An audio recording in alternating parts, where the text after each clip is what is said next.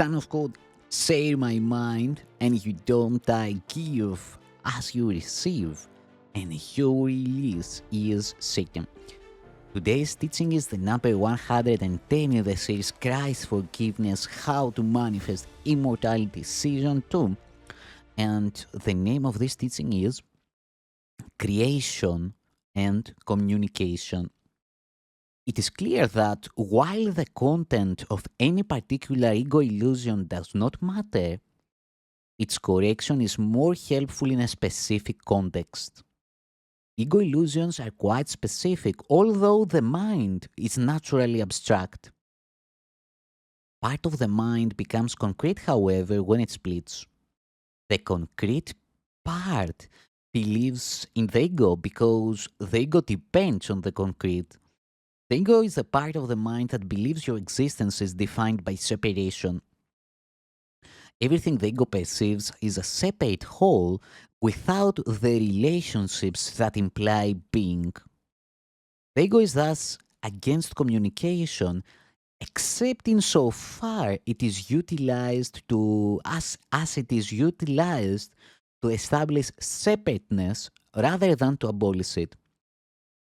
The communication system of the ego is based on its own thought system, as it is everything else it dictates. Its communication is controlled by its need to protect itself, and it will disrupt communication when it experiences threat. This disruption is a reaction to a specific person or persons.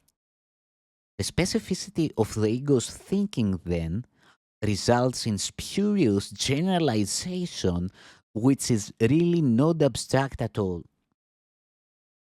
It merely responds in certain specific ways to everything it perceives as related. In contrast, spirit reacts in the same way to everything it knows is true, and does not respond at all to anything else, nor does it make any attempt to establish what is true. It knows that what is true is everything that God created. It knows that what is true is everything that God created. It is in complete and direct communication with every aspect of creation because it is in complete and direct communication with its creator. This communication is the will of God. Creation and communication are synonymous. Creation and communication are synonymous. God created every mind by communicating His mind to it, thus establishing it forever as a channel for the reception of His mind and His will. Since only beings of a like order can truly communicate, His creations naturally communicate with Him and like Him. This communication is perfectly abstract, since its quality is universal in application and not subject to any judgment, any expectation, any exertion, or any alteration. God created you by this and for this. The mind can distort its function, but it cannot endow itself with functions it was not given. That is why the mind cannot totally lose the ability to communicate, even though it may refuse to utilize it on behalf of being.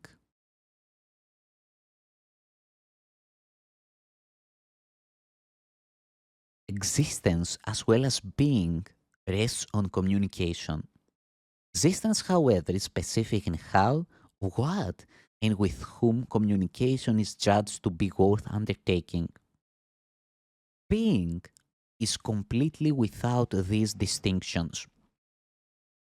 It is a state in which the mind is in communication with everything that is real.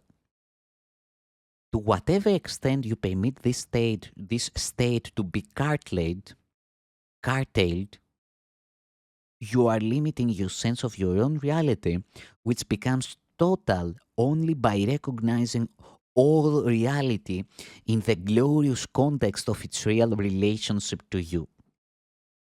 This is your reality. Do not desecrated, or recoil from it. It is your real home, your real temple, and your real self.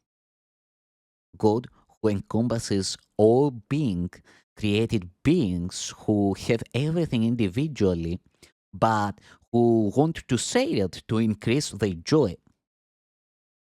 Nothing real can be increased except by saying nothing real can be increased except by saying. That is why God created you. Divine abstraction takes joy in saying. That is what creation means. How, what, and to whom are irrelevant because real creation gives everything since it can create only like itself. Remember that in the kingdom, there is no difference between having and being as there is in existence. In the state of being, the mind gives everything always. Remember that in the kingdom, there is no difference between having and being as there is in existence. The Bible repeatedly states that you should praise God. This hardly means that you should tell him how wonderful he is. He has no ego with which to accept such praise and no perception with which to judge it. But unless you take your part in his creation, in the creation, his joy is not complete because yours is incomplete. And this he does know. He knows it in his own being and its experience of his son's experience.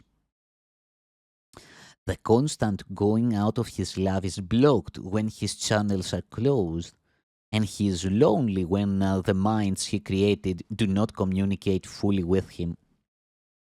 God has kept your kingdom for you, but he cannot share his joy with you until you know it with your whole mind. Revelation is not enough because it is only communication from God. God does not need revelation returned to him, which would clearly be impossible, but he does want it brought to others.